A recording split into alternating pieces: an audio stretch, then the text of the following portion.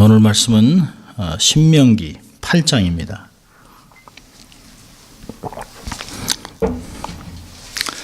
신명기 8장 11절부터 18절입니다.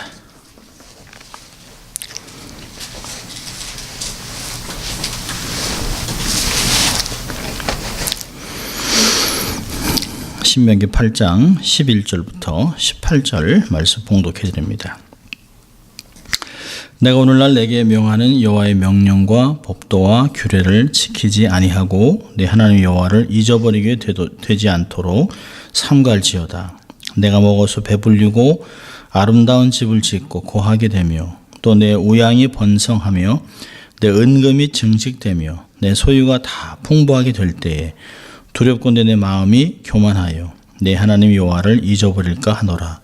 여호와는 너를 애굽 땅 종되었던 집에서 이끌어내시고 너를 인도하여 그 광대하고 위험한 광야 곧 불뱀과 전갈이 있고 물이 없는 간조한 땅을 지나게 하셨으며 또 너를 위하여 물을 굳은 반석에서 내셨으며 내 열조도 알지 못하던 만나를 광야에서 내게 먹이셨나니 이는 다 너를 낮추시며 너를 시험하사 마침내 내게 복을 주려 하심이었느니라. 또 두렵건대 내가 마음에 이르기를 내 능과 내 손의 힘으로 내가 이 재물을 얻었다 할까 하노라.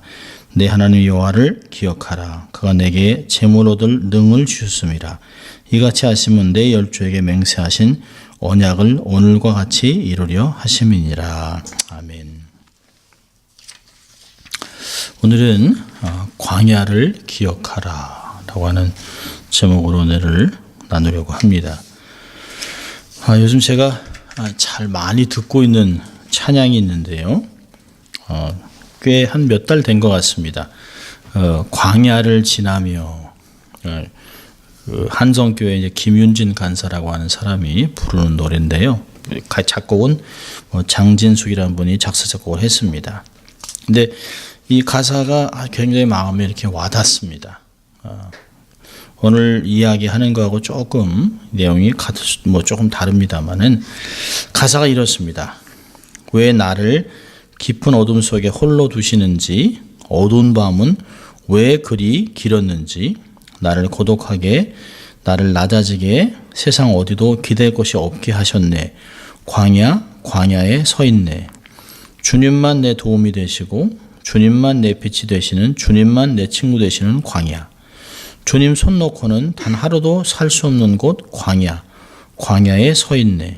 주께서 나를 사용하시려 나를 더 정결케 하시려 나를 택하여 보내신 그곳 광야. 성령이 내 영을 다시 태어나게 하는 곳 광야에 서 있네. 내 자아가 산산에 깨지고 높아지려 했던 내 꿈도 주님 앞에 내려놓고 오직 주님 뜻만 이루어가기를 나를 통해 주님만 드러나기를 광야를 지나며. 참 가사도 좋고 요즘 참 요즘 이렇게 좀 가스펠을 많이 들으면서 좋은 은혜를 많이 받습니다. 오늘은 광야를 지난 이제 광야의 끝자락에 있습니다. 지난주도 신명기를 나눴는데요. 신명기를 또 이렇게 읽으면서 참 이게 보석 같은 내용입니다. 그 출애굽에서부터 약속의 땅에 들어가기 한 1년 8개월 전까지 거의 이제 38년의 기간을 광야에서 이렇게 헤맸던 것들을 이 신명기에서는 쭉 역사적으로 해석을 합니다. 그러면서 십계명도 가르치고 광야에서 힘들었던 이유가 뭔지, 왜 광야에서 뺑뺑 돌았는지 이런 얘기들을 계속 해주고 있습니다. 사실 광야를 걷게 하신 목적이 있다는 것이에요. 광야가 우리가 스스로 들어갈 때도 있지만 하나님이 이렇게 인도하셔서 들어가게 하는 광야가 있습니다. 이스라엘 백성들이 애굽에서 나와서 홍해를 건너서 가나안 땅으로 들어가는 길은 딱 10일이면, 길게 잡으면 한 13일 정도, 14일, 2주면 충분히 들어갈 수 있는데요. 40년 동안을 뺑뺑 돌았습니다. 물론 이들이 불순종해서 1세대가 다 죽어야 되는 그런 이유도 있습니다만은 하나님이 광야를 지나게 하신 목적이 있다라고 이야기하고 있습니다. 오늘 16절 보면 마침내 내게 복을 주려 하심이니라. 근데 어떻게 해요? 너를 낮추시며 낮춘 후에 그러니까 광야를 지난 것은 하나님 우리를 낮추게 하셨다, 낮아지게 하셨다라고 하는 것을 얘기하고 있습니다. 광야에는 사실 어려운 점이 있었지만 광야에는 참 유익한 게 굉장히 많았었습니다. 외롭고 힘들고 하지만 광야에서 불기둥이 있었죠. 구름 기둥이 있었지요. 하나님 말씀이 있었죠. 만나 있었죠. 메추라기 있었죠. 또 반석에서 물이 나왔죠. 전쟁에서 승리했죠. 사실은 굉장히 많은 것들이 있어요.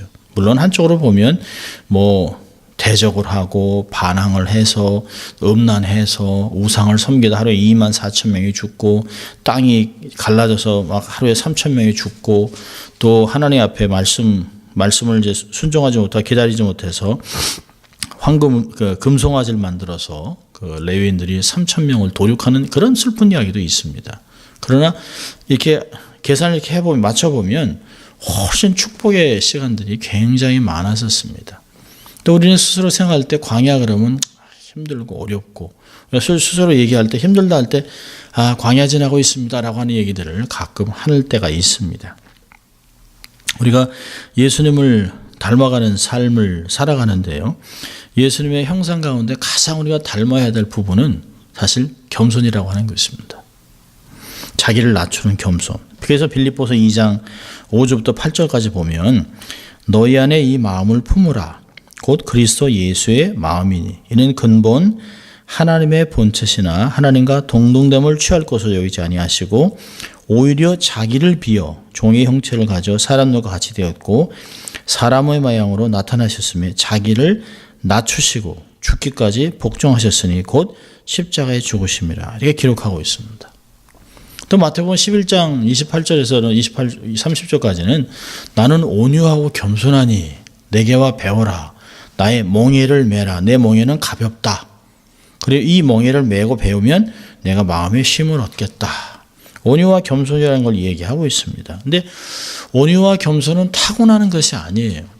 사람이 처음부터 온유하냐? 그렇지 않아요. 우리가 요한을 보면 요한이 정말 90세가 넘어가서 그 요한 서신을 쓸 때는 요한계시록도 그렇지만 형제들아 서로 사랑하자. 사랑은 하나님께로 났으니라고 하는 것은 삶의 그동안 사실은 그렇게 겸손한 사람이 아니었어요. 온유한 사람이 아니었습니다. 예수님과 지나가다가 다른 사람들이 자기들을 허락하지 않으니까 하늘에서 불을 내려서 다 태워버리죠. 그래서 보아너게라고 하는 그 별명까지 받은 사람입니다. 그런데 그가 많은 고난을 지나면서 가장 오래 살았죠. 사실은 순교하지 않은 사람 하나 요한이 정말 온유해지고 사랑이 많은 사람이 되었기 때문이 아닌가 하는 생각을 합니다. 사실 자기를 낮추는 겸허함이 사실 우리의 삶에 나타나는 어떤 성령의 열매를 맺을 수 있는 아주 근본 요소가 아닌가 하는 생각을 하게 됩니다. 그래서 성령의 9가지 열매도 그 안에도 겸손도 있습니다. 온유도 있고 절제도 있습니다. 자, 신명기 8장은 4장도 그렇습니다만 8장은 특별히 그 이스라엘 백성이 광야 40년의 훈련 과정을 이렇게 쫙 요약을 해놓은 것 같습니다. 특별히 훈련의 목적을 요약했습니다. 하나님이 복을 주시려고 광야로 이들을 끌고 갔어요. 만약에 하나님께서 이스라엘 백성들을 그냥 휙 11일 만에 가나안에 들어가게 했다면 얼마나 그 종의 모습이 벗어나지 않고 종의 근성이라고 얘기하죠. 노예 근성. 그러니까 불평하고 얻어먹고 공짜로 먹고 하는 거에 익숙한 사람. 노력하지 않고 감사하지 않고 원망하고 그냥 될 대로 살아가는 사람들로 살아가는 사람이었을 것이에요. 그런 상태로 아마 가나안 땅에 들어갔다면 아마 그들은 그냥 한순간에 아마 멸망했을지도 모릅니다. 그런데 광야를 지나면서 이들이 하나님의 복주심을 잘 기억합니다. 여기 보면 하나님이 16절에도 마침내 내게 복을 주려 하심이라 라고 하는 그게 복은 마침내 오는 것인데요. 선 조건은 낮추시는 것이에요. 먼저 낮춰놓는 것이에요.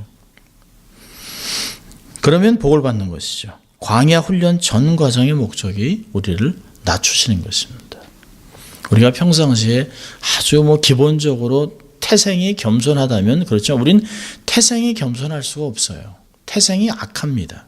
원래 원죄가 있기 때문에 불평하고 원망하고 좌절하고 짜증내고 극단적으로 소리를 지르고 하는 게 우리의 모습들이에요. 우리가 포장을 하고 그래서 그런 것이죠. 우리가 사실 홀로 있을 때 우리의 모습이 다 드러납니다.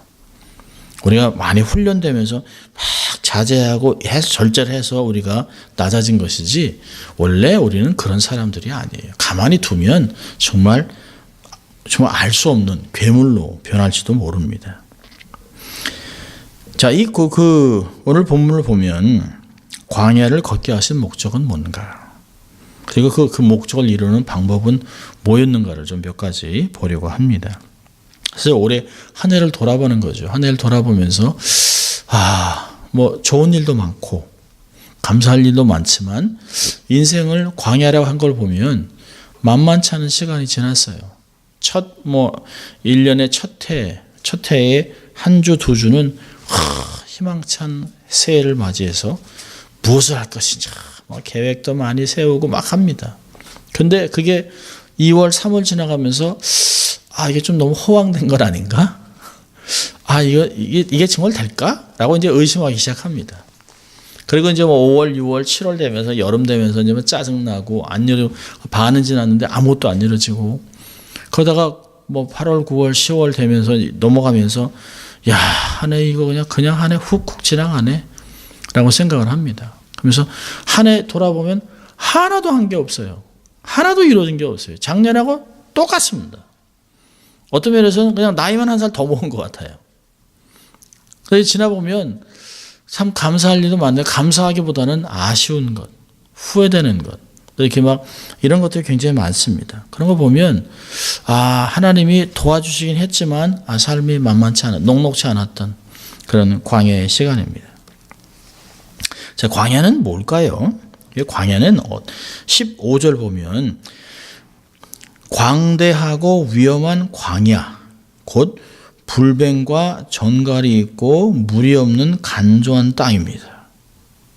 그러니까 농사를 지을 수 있는 곳이 아니에요. 우리가 이제 광야를 생각할 때 이렇게 사하라 사막 같은 모래사막보다는 그냥 돌이 즐비하게 있는 큰 돌, 작은 돌인데 풀은 그냥 대충 우리가 생각할 때 이렇게 시편 23편을 제가 내년에 한번 강의를 하기 위해서 한 책을 10권 정도 읽고 있는데요. 시편 23편을 보면 푸른 초장으로, 그리고 푸른 초장으로 하면 이렇게 여기 캘리포니아에 있는 초장이 잔디가 있는 아주 그런 곳이 아니에요. 정말 이스라엘의 목자들이 지나가는 곳은 그런 곳이 아닙니다. 풀을 찾기가 어려운. 그러니까 푸른 초장을 찾을 수 있는 것은 우기 때문이에요. 우기 때문. 건기로 지나가면 사실은 4월부터 10월까지는 풀이라고는 없습니다. 그런 대단한 힘든 곳이에요. 그러니까 농사를 지을 수도 없고 풀도 볼 수 없는 곳이에요. 사람이 살기는 정말 어려운 곳이에요. 그 진버그 목사님은 광야의 특징을 4가지로 W로 설명했는데 아주 재밌습니다. 첫째는 광야는 뭘까? Wandering, 방황하는 곳이라는 것이에요. 방황하는 곳. 그러니까 광야에서는 내가 지금 어디 있는지 어디로 가는지 전혀 알 수 없다는 거예요. 모래바람이라도 불면 사하라 같은 데는 휙 덮이잖아요. 길이 없어요. 사실 길이 난 곳이 없잖아요. 광야에서는 길을 잊어버리기가 너무 쉽다는 것이에요. 그냥 광야에 이렇게 보면 사람들이 지나가지 않은 곳은 거의 똑같습니다. 또 바람만 보면 휙, 또 비 오면 휙 다 없어집니다. 돌이 한번 걸리면 싹 없어져 버려요. 사방을 돌아봐도 없어요. 그러니까 이스라엘 백성들이 광야를 지나면서 이거 방황하다 죽겠구나. 아마 그래서 모세에게 자꾸 애굽으로 돌아가자라고 아마 요구했을지도 몰라요. 정말 느보산에서 이렇게 안집사님도 보셨겠습니다만 느보산에 이렇게 보면 그게 지금 세상은 괜찮지만 옛날에 첩첩한 그 길을 이런 곳을 몇백 미터 내려가는 그런 곳에 200만 명이 넘는 양과 뭐 이런 그 짐승까지 다 해서 그것을 내려가려면 너무너무 어렵죠.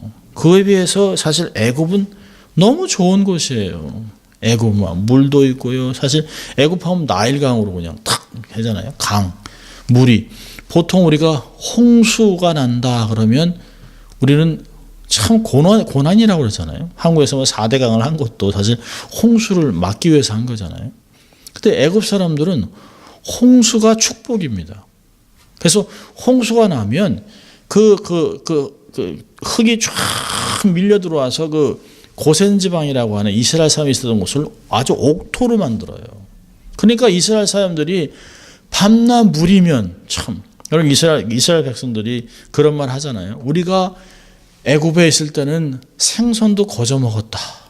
근데 처음에 사실은 아니 노예들이 무슨 생선을 거저 먹나 거짓말쟁이 하다 이제 책을 읽다가요 보니까요 그 문화가 애굽 문화가 어떤 거냐면 이게 홍수가 참 날 때가 되면 사람들이 다 앞에서 그 구덩이를 많이 파놓습니다.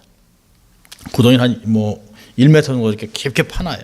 그럼 물이 싹 내려간 다음에 물이 딱 지나가고 나서 마르면 물에 고기들이 갇혀 있는 거예요. 웅덩이에. 그러니까 웅덩이에 갇혀 있으니까 그냥 그걸 집어먹어서 그게 생선을 거저 먹었다고 얘기하는 거예요. 풍부했던 것이에요. 부추나 뭐 마늘이나 다 제가 볼 때는 먹었을 것이에요. 그러니까 옛날에 지금 상황이 너무 힘드니까 광야가 너무 힘드니까 그때 우리가 그냥 이렇게 막 물 걱정하지 않고 물이 오면 홍수가 나면 땅 파서 잡아먹었던 생선들 말려서 이렇게 해먹었던 거 뭐 부추 이런 얘기를 했을 것이에요. 고센 땅 사진 보니까 정말 비옥해요. 정말 비옥한 델타입니다. 그러니까 모세에게 자꾸 돌아가자라는 것이에요. 또 두 번째 그 광야의 W는 wanting 부족해서 맨날 달라고 하는 것이에요. 부족함이에요. 광야에서는 물과 양식을 구할 수 없습니다. 한 사람 마실 물과 음식도 구할 수 없는데 200만 명이나 되는 광야에서 40년을 먹고 마셨다는 건 참으로 대단한 것입니다. 하나님이 아무것도 없는 곳에서 200만 명을 먹이셨다는 건 대단하죠. 반석을 쪼개서 물이 터져 나왔습니다. 쫄쫄 나온 게 아니죠. 그 반석 나온 걸 보니까 시내사야 책에 보니까 돌이 무지무지 커요. 사람의 한 5배, 6배 높이인데 반석이 쫙 갈라져 있습니다. 이게 손같이 되어 있습니다. 근데 물이 날 때가 아니에요. 근데 하나님 거기서 반석을 딱 쪼개가지고 완전 폭포수가 이렇게 나오게 만들었습니다. 부족한 곳이에요. 세 번째 그 월드네스라고 하는 그 광야는 warring, 전쟁하는 곳이에요. 전쟁. 이스라엘 사람들이 출애굽을 하고 광야를 지나면서 다 원수들입니다. 다. 뭐 미디안이니 모압이니 암몬이니 뭐 다 그 원수들이에요. 그러니까 광야에서는 가만히 있으면 죽습니다. 그러니까 반드시 전쟁해서 이겨야 되는 것이에요. 네 번째로는 웨이팅입니다. 기다리는 장소입니다. 그러니까 기다리는 게 쉬운 것이 아니죠. 사실 보통 사람은 누구하고 약속했는데 상대방이 늦어 10분만 늦어도 이게 참 성질이 납니다. 저도 털 제 시간에 제 시간에 가고 딱 시간에 맞춰 전에 가는데 늦게 오면 좀 짜증납니다. 근데 이스라엘 사람들은 광야에서 불기둥과 구름기둥이 떠날 때까지 기다려야 돼요. 움직여 가니까 움직이면 또 다 쌓여야 되잖아요. 그러니까 늘 기다려야 합니다. 그러니까 광야는 기다림의 장소예요. 그러니까 광야가 방황하는 장소, 부족한 장소, 전쟁해야 되고 이런 한없이 기다려야 하는 그런 곳입니다. 근데 이런 광야를 걷게 하신 목적, 이스라엘 백성이 불순종해서 모세가 12지파의 그 리더들을 보내서 다 그들이 40일 동안 정탐을 하고 정말 그곳이 젖과 꿀이 흐르는 땅이라고 이야기하고 정말 대단한 열매들을 가져와서 다 보고를 했는데 마지막 해석을 10명이 잘못하죠. 그들은 너무 크고 장대해서 우리는 메뚜기 같다. 가면 죽는다. 라고 이렇게 해서 온 백성이 다 울고 곡하면서 밤새 울다가 애굽으로 돌아가자고 막 난리를 핍니다. 근데 하나님이 그걸 들으시고 너희들이 이렇게 얘기한 대로 너희들이 걱정하는 어린애들 죽을 거라는 어린애들은 다 살려도 너희들은 다 죽는다고 얘기합니다. 한 세대는 다 죽는다고 얘기해요. 결국은 광야를 40년 동안 뱅뱅 돌도 한 세대가 다 죽습니다. 그러니까 불순종한 이스라엘 백성을 모두 멸절시킨 것은 아니에요. 하나님께서. 그 불순종하는 세대를 정리하고 새로운 공동체, 부정적인 영향을 치킨 불순종자들 다 죽고 다음 세대를 40년 동안 목적을 가지고 이들을 훈련시켰다는 것이에요. 오늘 8장을 보면 2절, 3절, 16절에 계속 너를 낮추시며 너를 시험하사 이런 단어가 3번이나 반복되어 있습니다. 바로 이 낮추심이 바로 광야를 걷게 한 목적이라는 것이에요. 그러니까 하나님의 도우심이 없이 사는 것 자체가 불가능하다라고 하는 것을 가르치기 위해서 스스로 노력하고 애를 쓸 수가 있는 것이 아닙니다. 11장으로 넘어가면 애굽은 물을 댈 수 있는 곳이에요. 물이 얼마든지 있기 때문에. 그런데 이스라엘 땅은 하늘을 바라보고 있는 하늘만 비만 바라봐야 되는 그런 곳입니다. 하나님의 도움이 없이는 전혀 살 수 없는 것입니다. 반석을 쳐야 물이 나오지요. 하나님 물을 주셔야 물을 마실 수 있습니다. 하나님께서 만나를 주셔야 밥을 먹죠. 메추라기를 주셔야 고기를 먹죠. 하나님이 구름기둥 불기둥 인도해 주셔야 갈 길을 알고 추위에서 더위에서 견딜 수 있습니다. 주위에 있는 짐승들, 전갈 이런 것을 하나님이 보호해 주셔야 돼요. 그러니까 광야는 내 힘으로 할 수 있는 것은 아무것도 없는 것입니다. 그러니까 생존 자체가 불가능하다는 사실을 하나님이 가르치시는 것입니다. 하나님은 40년 동안 광야를 통해서 이들이 하나님께 낮아지고 하나님을 의지하고 하나님의 정말 양으로 변해가는 그런 것들을 하나님이 가르치셨어요. 사실은 아주 매우 당연한 진리인데요. 하나님 없이는 아무것도 할 수 없다. 이건 우리가 당연한 진리인데 이스라엘 백성들은 이걸 배우지 않았어요. 그리고 밤낮 잊어버립니다. 쉽게 잊어버리고 그리고 원망과 불평을 늘어놓죠. 그러니까 출애굽을 하고 홍해를 건넌 후에 이들이 얼마나 기뻐했습니까? 홍해를 건너고 나서 미리암이 찬양을 하고 여인들이 속옷지고 장거치고 찬양하고 하나님을 높여드렸다가 3일 만에 물이 없어서 마라라고 해서 물에서 막 원망하고 그냥 정말 돌아가자고 난리 핍니다. 그런 일이 반복해서 벌어지고 있어요. 그러니까 그러는 동안 광야에서 40년 동안 20세 이상 남자 60명이 다 죽는 엄청난 대가를 치르고 나서도 사실은 못 배워요. 이스라엘이 가나안 땅에 들어가서 다 잊어버렸습니다. 그래서 바알과 아세라 우상에게 빠져들고, 그러니까 참 안타깝죠. 그런 걸 보면, 어떻게 우리 성경을 보면서 어떻게 이럴 수 있나 이런 기적을 경험하고, 근데 사실은 우리가 그러고 있어요. 이제까지 살아온 게 이 인생을 하나님이 지켜주셨는데, 우리 하나님 없었으면 아무것도 할 수 없었는데. 지금 우리가 하나님 없이도 살 수 있는 것 같이 우리가 고백하고 있어요. 여러분 보면 가끔 그럽니다. 하나님 섬긴다고 잘 사나요? 불신자들도 얼마나 잘 사는데요. 힌두, 불교, 이슬람, 부자들 엄청나요. 신문에 난 거 보니까 최근에 인도에서 최고 갑부가 자기 딸을 결혼식 하는데 자기 딸 결혼식을 1억 달러 썼습니다. 1억 달러. 어마어마한 거죠. 그 사람 집이 26층이에요. 기가 막혀서 제가 신문에 난 걸 보면서 이렇게도 사누나. 6층까지는 전부 자기들 차만 되는데 6층. 세계에서 제일 비싼 집이랍니다.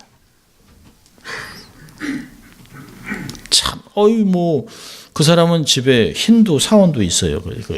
몇 층 사이에. 그 보면 그런 사람도 잘 살아요. 또 불신자들도 하나님 믿지 않는 사람도 성공도 하고 하나님 없이도 잘 사는 것 같습니다. 이게 다 common grace, 일반 은혜로 살아가는 것이에요. 하나님이 불신자나 택자나 믿는 사람이나 안 믿는 사람에 다 하나님이 비도 주시고 하나님이 햇빛도 주시고 지혜도 주시고 건강도 주시고 하는 것이에요. 재능도 주세요. 불신자도 돈을 잘 모으는 사람이 있어요. 돈을 잘 버는 사람이 있어요. 다 그건 재능이에요. 일반 은혜를 입고 살아가는 것이에요. 근데 자기들이 모를 뿐이에요. 하나님이 은혜를 주시는 거예요. 다 골고루 다 주시는 것이에요. 근데 이들이 없는 게 뭐죠? 특별한 총. 말씀을 통해서 예수를 영접하고 구원을 받는 구원의 은혜는 없어요.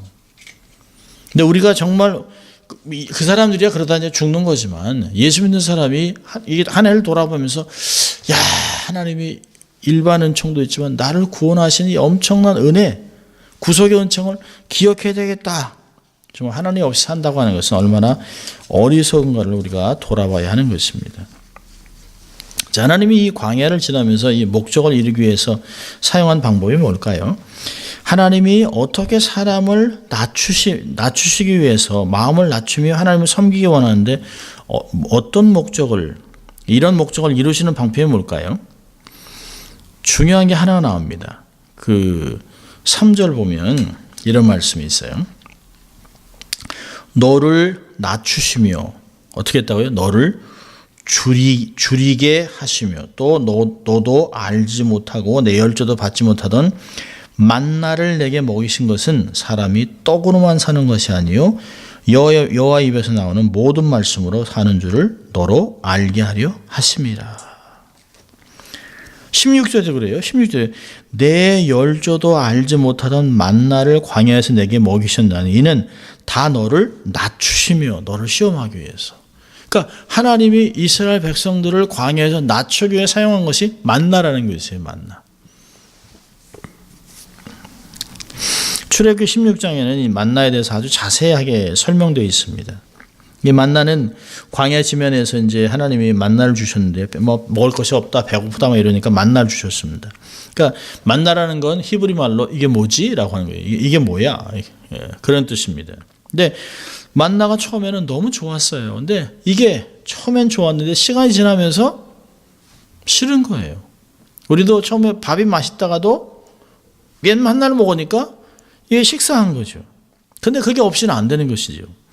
이 만나가 하나님의 백성을 낮추기 위해서 웬 시험이라고 얘기하고 있습니다. 얼마나 사람이 낮아졌는가를 알아보는 테스트 툴이었다는 것이. 이 만나가 두 가지 의미에서 시험이었는데요. 첫째는 뭐냐면 하나님을 얼마나 믿느냐. 모든 자원은 하나님께로부터 오는데 하나님을 얼마나 믿느냐. 내 삶의 모든 자원은 그 원천이 하나님이신데 그걸 믿냐는 것이에요. 여러분 이스라엘 백성은 만나가 없으면 생활을 할 수가 없습니다. 만나는 그들의 생명줄입니다. 만나를 먹을 때마다 이스라엘 백성들이 하나님이 오늘 만나를 주셨다. 만나가 없으면 나 죽는데 이 만나로 말하면 내가 사는구나. 내가 살아내는 것은 하나님 때문이구나 라고 생각을 해야 되는데요. 그래야 사실 인간은 하나님을 높이고 자신을 낮추는 겸손함을 갖게 되는 것입니다. 우리가 스스로 이렇게 찾아서 만나를 얻은 게 아니잖아요. 하나님이 하늘에서 내려주신 것이에요. 야고보서 1장 16절과 17절에 보니까 모든 좋은 것은 빛들의 아버지께로부터 위로부터 온다고 얘기했습니다. 하나님 없이는 내가 어떻게 오늘을 누릴 수 있을까 생각해 봐야 합니다. 오늘도 생각 없이 하루를 휙 지나갔습니다. 근데 하나님은 아무 상관없이 지난 것 같아요? 그렇지 않아요. 하나님이 오늘의 하루를 주신 것이에요. 사도행전 17장 25절 보면 하나님은 만민에게 생명과 호흡과 만물을 주시는 자라고 얘기하고 있습니다. 하나님은 신자든지 불신자든지 생명과 호흡 그리고 만물을 다 주십니다. 내가 지금 갖고 있는 물질, 건강, 직업, 가정, 지식, 권위 이 모든 것은 100% 모두 다 하나님께로 왔다는 것을 인정하고 감사해야 되는 것이에요. 내 힘으로 이루어진 것은 아무것도 없다. 내 힘으로 이루었다라고 하는 생각들을 다 내려놓고 하나님의 은혜라고 고백해야 합니다. 나의 모든 것은 주께로부터 온다 라고 생각해야 되는 것이에요. 자, 두 번째는요. 이 만나를 통해서 사용하는 또 하나 의미는 뭐냐면 하나님이 주신 자원을 말씀대로 사용하냐는 거예요. 말씀대로. 만나는 아무렇게나 먹는 게 아니에요. 아무렇게나 거두는 게 아니에요. 출애굽기 16장을 보면 만나에 대한 규율이 있습니다. 그러니까 만나는 하루에 나가서 한 오멜 딱 그만큼만 가져오게 되어 있습니다. 근데 하나님이 아침에 나가서 그만큼만 가져오라고 했는데 이 사람이 만약에 15매를 가져왔다. 그러면 내일 먹기 위해서 딱 준비해요. 그래서 내일 하면 그 나머지는 다 썩어서 벌레가 생깁니다. 또 안식일에는 나가면 안 돼요. 안식일 전날에 2배를 줍니다. 안식일에는 나가면 안 돼요. 근데 이렇게 규율을 줬는데도 사람이 욕심으로 이렇게 따로 놨는데 벌레가 생기고 나서 후회하죠. 또 안식일에 만나를 거두러 갔다 아무것도 없는 것을 보고 돌아오다 리더한테 혼이 납니다.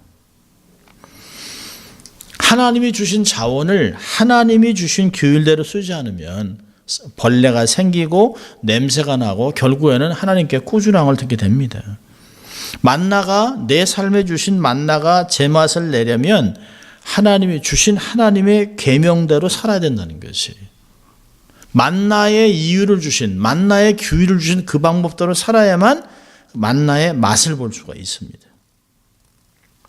그러니까 이스라엘 백성들이 이 시험에서 수시로 실패를 하잖아요. 실패하는 게 뭐예요?